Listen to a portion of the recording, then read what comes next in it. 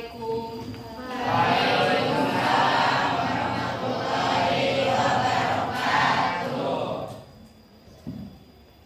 Gimana kabarnya hari ini?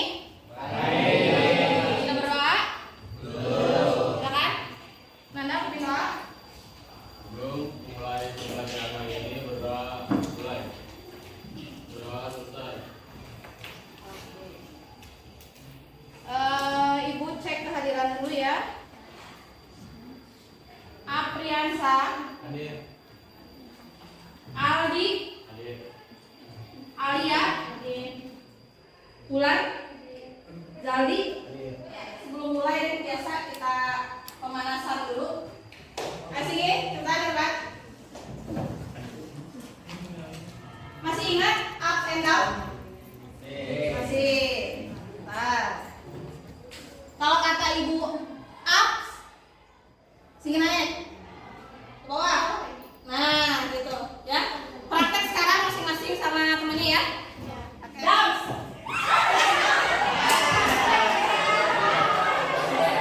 Hari ini adalah tujuan pembelajarannya. Selanjutnya adalah peserta didik diharapkan mampu menjelaskan dampak dari kebijakan pemerintah Jepang di Indonesia ya dalam berbagai bidang. Ada bidang pemerintahan, ekonomi, sosbud dan militer.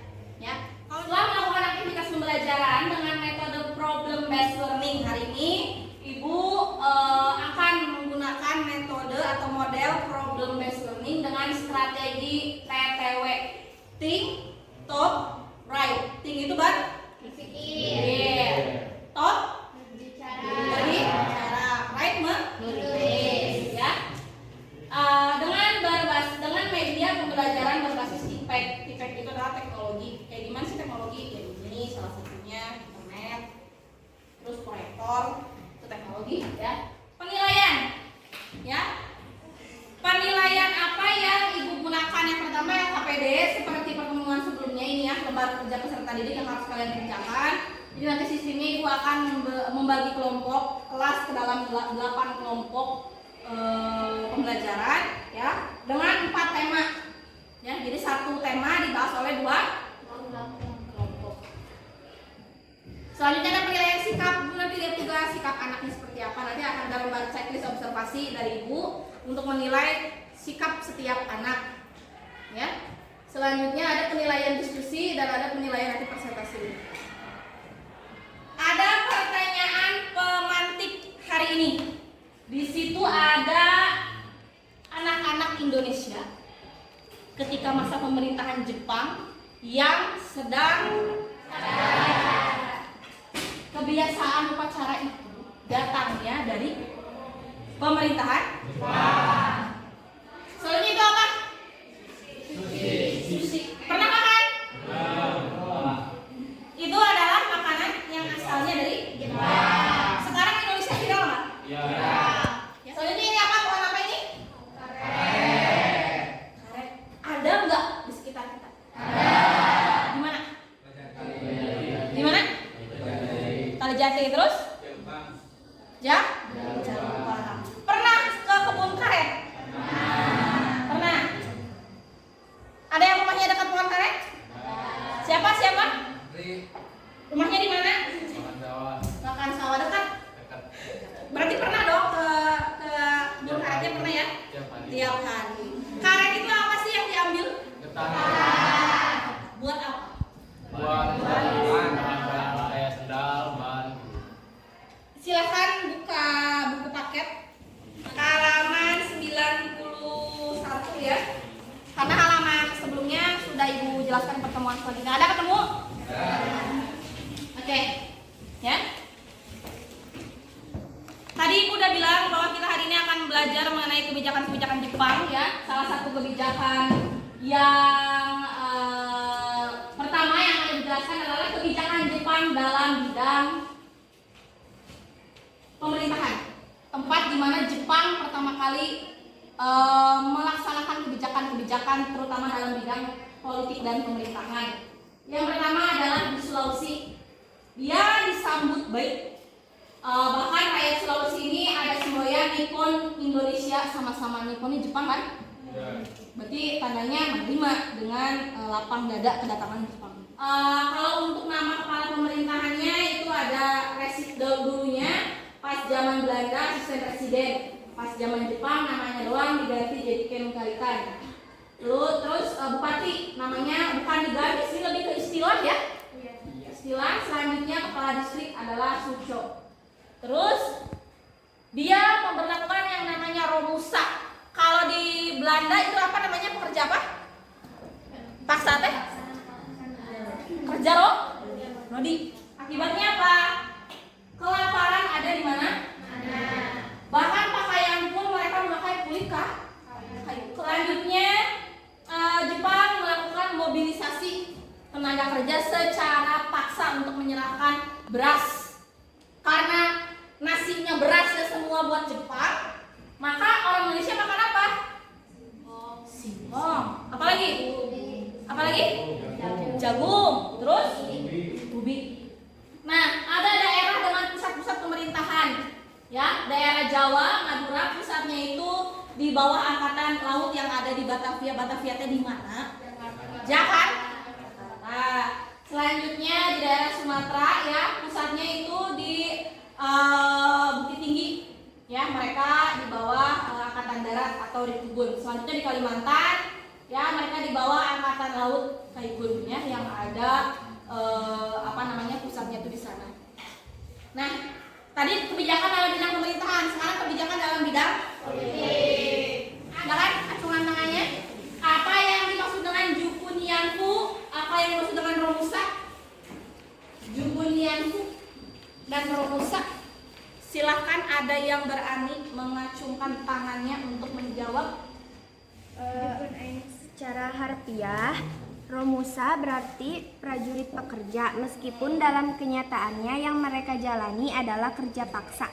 Kalau Jukunianku, terima kasih jawabannya Tari dan Gisel. Selanjutnya ada yang mau menjawab lagi? Coba lagi. Oke, Ibu bantu ya. Romusa adalah pekerja paksa. Itu garis besarnya, yang diwajibkan bekerja oleh Jepang. Ya. Sedangkan Jugunianfu bahasa kitanya adalah wanita penghibur yang dijanjikan oleh Jepang untuk sekolah lebih tinggi, sekolah keperawatan dan sebagainya. Tapi kenyataannya itu tidak. Dalam bidang pendidikan masa Jepang lebih parah dibandingkan dengan pendidikan masa kita dijajah oleh Belanda. Sekolah banyak yang tutup, sekolah rakyat dan sebagainya banyak yang tutup di zaman Jepang ini. Kenapa? Karena difokuskan rakyat untuk belajar adu jotos, belajar militer. Kalau untuk bahasa, ada sisi positifnya nih. Bahasa Indonesia dijadikan sebagai bahasa pengantar. Tapi kalau pas masa Belanda kita enggak kan? Bahkan buku-buku sekolahan pun pakai bahasanya bahasa mereka. Ya, nama gedung dan lain sebagainya. Cuman kalau Jepang ini bahasa masih mending lah, ada sisi positifnya. Nah, selanjutnya dalam bidang ekonomi. Pertama, Jepang menyita aset ekonomi. Selanjutnya Masyumi, Majelis Syuro Muslimah Indonesia. Ini Jepang ini pro ya terhadap Islam, karena dia ingin mengambil hati orang-orang Islam. Kalau sekarang karena Jepang ingin menarik simpati, maka dia memperbolehkanlah ada organisasi ya, namanya Masyumi, singkat kali Majelis Syuro Muslim Indonesia. Selanjutnya adalah Jawa Hokokai. Hokokai itu himpunan kebaktian. Hokokai apa? Hokokai? Himpunan kebaktian. Jawa berarti Jawa. Berarti himpunan kebaktian orang-orang Jawa. Selanjutnya kebijakan Jepang, lihat gambarnya. Lagi ngapain itu? Lagi ngapain? Membungkuk. Mereka memberikan hormat kepada arah matahari terbit, namanya Seikirei. Selanjutnya dalam bidang kebudayaan, Jepang ini memberikan yang namanya mendirikan yang namanya Bunkei Shidoso. Itu adalah organisasi ya, pusat kebudayaan, lembaga mengarahkan seniman-seniman. Jadi ada beberapa seniman pas zaman Jepang yang dijebloskan ke penjara karena karya-karyanya yang nyeleneh. Misalnya gini aja, Singgi nih seniman, ya bikin lukisannya teh ada orang Indonesia nendang bendera Jepang misalnya. Itu kan berarti kayak propaganda ya, kayak apa namanya, kayak disuruh kita untuk melawan. Nah berarti Jepang tuh gak suka kan? Nah, makanya Jepang memenjarakan seniman-seniman yang seperti itu. Nah yang terakhir, kalau semi militer namanya aja semi ya, berarti agak ke militeran agak ya. Lalu ada Keigodan. Ini lebih tua dikit nih, umurnya 25 sampai dengan 35 tahun. Tujuannya membantu polisi Jepang. Ya, namanya Kempetai ya, polisi Jepang. Apa coba namanya? Kempetai. Nah, yang tadi organisasi militer semi, yang itu organisasi benar-benar militer. Kalau sekarang berarti TNI dan polisi. Ya, itu berarti yang benar-benar sah, resmi.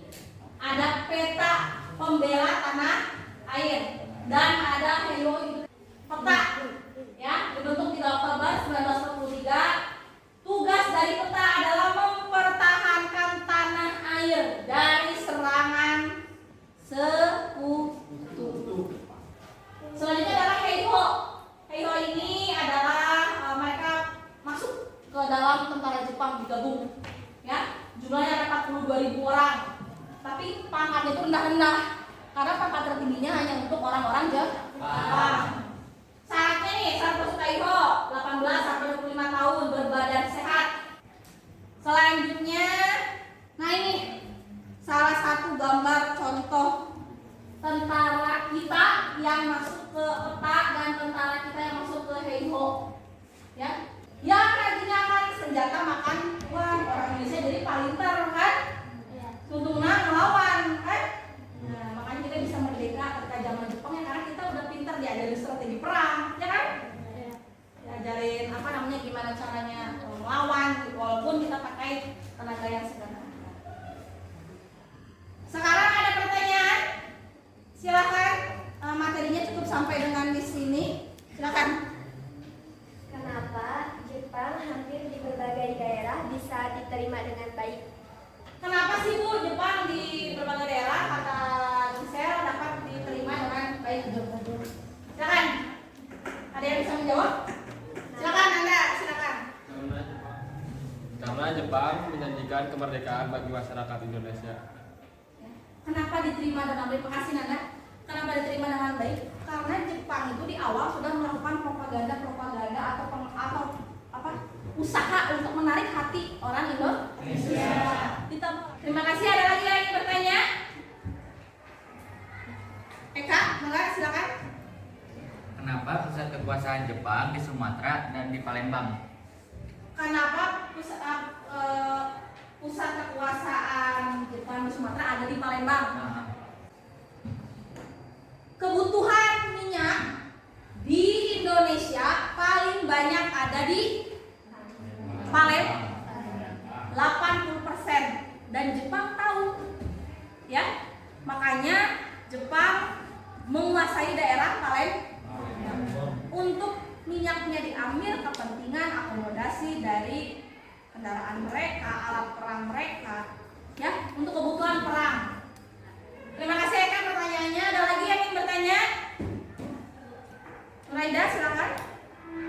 Kalau mendengar dari penjelasan yang Ibu jelaskan tadi, penjajahan Jepang itu terlihat begitu menyedihkan dibandingkan pada saat Belanda. Nah, itu kenapa bisa terjadi hal tersebut? Ya, terima kasih pertanyaannya Nuraida. Ada yang ingin menjawab? Kenapa sih Bu? Kok Jepang dari tadi Ibu ngomong menyedihkan dibandingkan dengan Belanda? Ada yang bisa menjawab? Jadi Jepang walaupun sebentar, tadi ada yang tembak, ada yang tidak kuat dengan baju kayunya tadi. Pertanyaan ibu tutup ya. Sekarang silakan kalian bagi kelompok sesuai dengan kelompok permanen yang telah dibuat. Lihat tangan ibu, lihat bawa ini aja, pulpen saja dengan buku paket. Lihat tangan ibu, kelompok 1, 2, 3, 4, 5, 6, 7, 8. Ayo dalam waktu 2 menit. Scan barcode-nya ya. Silakan scan barcode-nya untuk bahan ajar.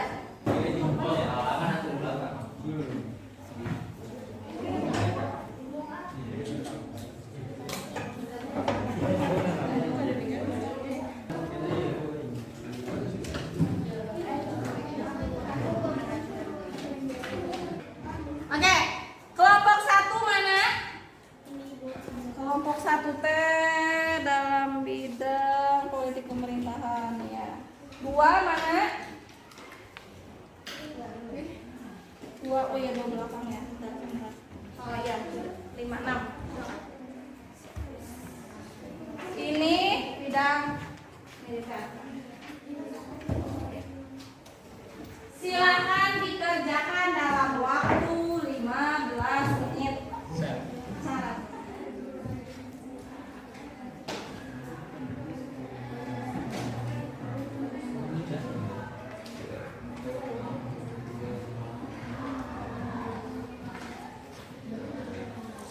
Ini tes siapa aja? Sri Lestari, Bunga, Krisna, Salik. Ada kesulitan? Sementara ini belum ya? Apriansa, Melinda, Lisa, Regi. Sejauh ini ada kesulitan belum? Coba dulu ya. Coba pertanyaan.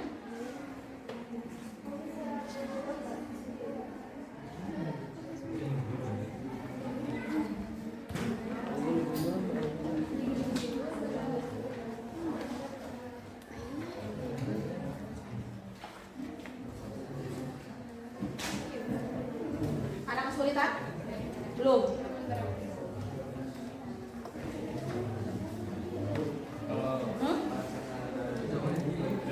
Boleh. Soalnya mana sih emang? Yang ini yang apa? Mengapa Jepang melakukan kejaran masyarakat Indonesia? Menurut sendiri itu apa Pak? Tadi jelaskan tanaman yang juga ada ya namanya.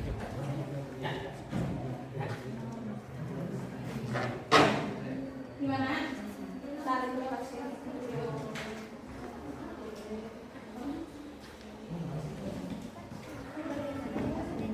Indonesia dan relevansinya di masa kini. Kan kalau misalnya Kayak tadi dampak kebijakan Jepang. Kayak tadi dalam bidang apa ini kalian? Dalam bidang sosial budaya. Tadi kata ibu apa? Dalam bidang budaya ada apa?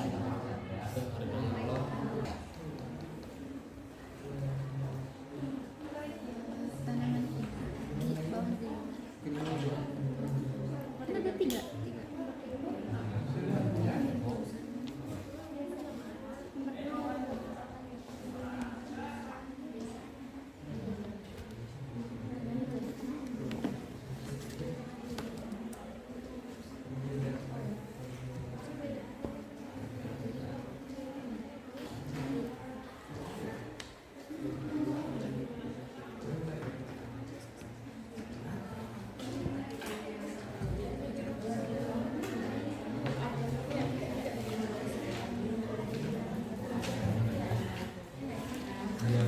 Pelajaran tinggal ada 15 menit lagi. Sekarang kita presentasi.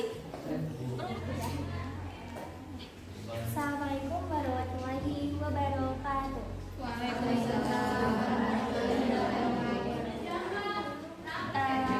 Kami dari kelompok 1 di sini kami akan mempresentasikan tentang kebijakan di politik. Nah, untuk pertanyaan yang pertama yaitu bagaimana sih dampak penjajahan Jepang di Indonesia dan relevansinya di masa kini? Di Indonesia, tepatnya di Palembang, Jepang menguasai kilang minyak sebesar 82%. Itu salah satunya. Jawabannya, upacara pengibaran bendera merah putih dan adanya organisasi Islam. Nomor 2, apa saja kebijakan Jepang dalam bidang sosial dan budaya?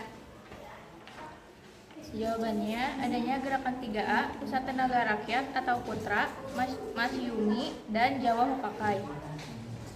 Karena adanya perubahan struktur sosial dari masa penjajahan Jepang tersebut. Ada pertanyaan? Dari kelompok 34? Satu saja? Tidak apa-apa yang tadi?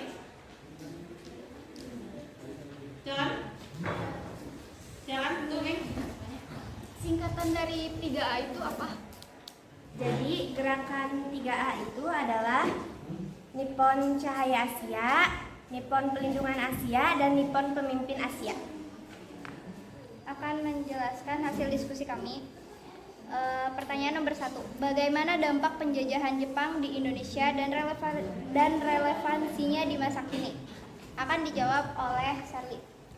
Jawabannya adalah adanya Badan Keamanan Rakyat, Tentara Keamanan Rakyat, Komunitas Islam, dan upacara bendera dari mengharuskan kerja rumusan terhadap rakyat Indonesia karena untuk memperbaiki perekonomiannya dan membantu dalam Perang Asia Timur Raya. Nomor 4, jelaskan tanam yang diwajibkan Jepang untuk menunjang kemenangan Jepang dalam Perang Pasifik yang ada di sekitarnya. Padi karena beras adalah sumber energi tentara Jepang. 2, tanaman jarak karena getah jarak dijadikan pelumas mesin-mesin industri alat perang Jepang termasuk pesawat tempur. Assalamualaikum warahmatullahi wabarakatuh. Kami dari kelompok 7 akan mempresentasikan tentang kebijakan-kebijakan Jepang di bidang militer.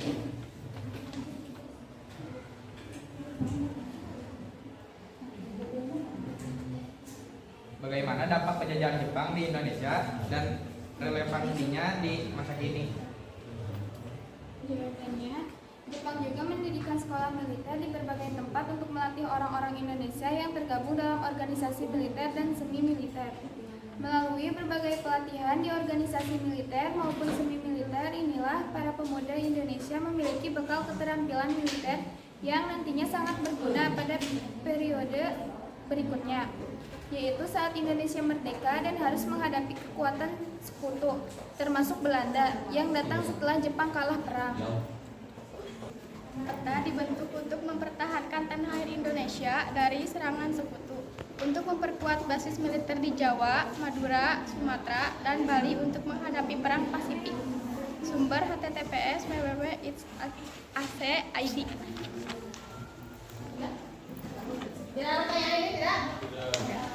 Sekian dari kami. Wassalamualaikum warahmatullahi wabarakatuh. Oke, semua kelompok telah beres presentasi. Sekarang kalian silakan duduk dulu di bangku semula. Silakan berpindah duduk di bangku semula dan siapkan gadget kalian, handphone untuk evaluasi pembelajaran. Semua sudah siap? Lihat ke depan. Ini ada barcode lagi untuk evaluasi kalian. Di pertemuan sebelumnya, evaluasi kita adalah menggunakan Google Form. Ada soal ya? Pilihan ganda. Kalau sekarang, Ibu evaluasinya adalah menggunakan aplikasi Padlet. Silakan scan dulu barcode-nya pakai Google Lens. Nanti kalian langsung ke aplikasi Padlet. Silakan maju ke depan boleh. Apa soalnya?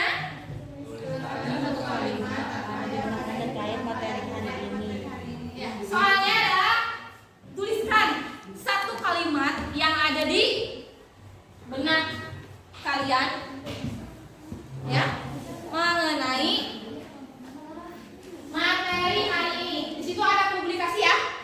Yang sudah silakan langsung publikasikan. Kerjakan. Nama dulu, nama. Subjeknya diisi oleh nama. Nah, bawahnya diisi oleh jawab. Subjeknya diisi nama.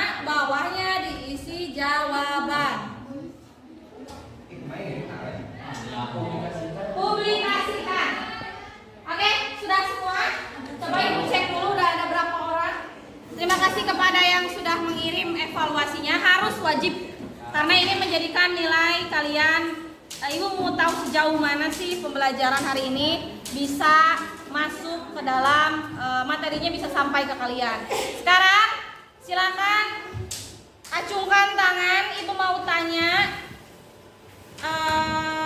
apa yang kalian refleksikan pembelajaran kita hari ini dalam dunia nyata itu efeknya kayak gimana sih dalam sekarang ini. Silakan kita refleksi diri. Ada yang ngacung? Silakan bisa. Jadi dari pembelajaran hari ini adanya sisi positif dari penjajahan Jepang. Contohnya yaitu seperti olahraga pagi yang dilakukan di sekolah sama upacara bendera merah putih. Itu merupakan kebiasaan yang ada ketika masa Jepang yang masih kita bawa sekarang. Oke, yang lainnya silakan. Dari pembelajaran yang dibahas hari ini, kita bisa mengambil hal yang positifnya, seperti yang dibahas tentang kemiliteran waktu dulu. Karena waktu penjajahan Jepang, tentara kita mengikuti kegiatan latihan militer dengan tentara Jepang. Jadinya tentara kita juga bisa memberikan perlawanan dan akhirnya kita bisa merdeka karena tentara kita waktu dulu ikut serta latihan dengan tentara Jepang. Selanjutnya ada lagi satu orang lagi aja. Satu orang lagi untuk merefleksikan. Oke, silakan Kita menambahkan. juga masih bisa melihat peninggalan Jepang, kayak contohnya pohon karet yang bisa dijadikan ban, sendal, dan lain-lain. Oke. Ya. Terima kasih.